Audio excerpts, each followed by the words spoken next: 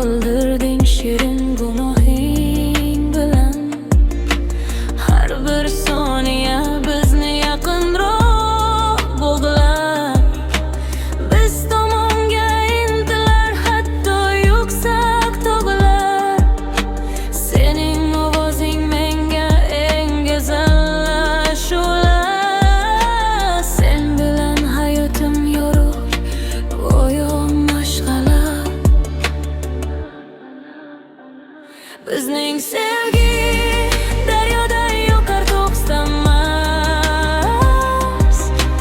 Hech qanday kuch bizni ayira olmas. Yurak urar faqat sening ismingni aytib.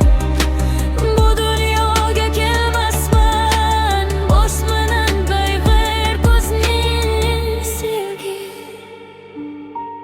Bizning baxt yomg'ir yoqqanda ham birga qadam tashlaymiz. Bu dunyoda tanho faqat baxtli yashaymiz. Go'xida hayot bizni sinovga solsa ham qalbim sen bilan qolar. Hamma narsa tomsa ham qo'llaringni qo'limdan aslo qo'yib yuborma. Meni baxtli qilganimsan, g'amga botirma. Bizning sevgi daryoday yoqar to'xtamas.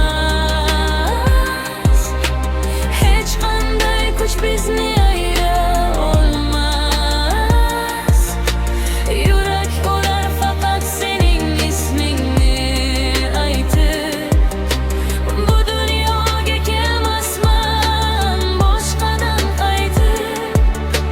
Sokin tunlarda seni o'ylayman har dam. Sen mening hayotimda eng yaqin odam.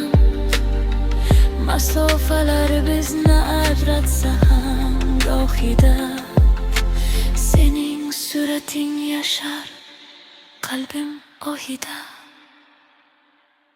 Bizning sevgi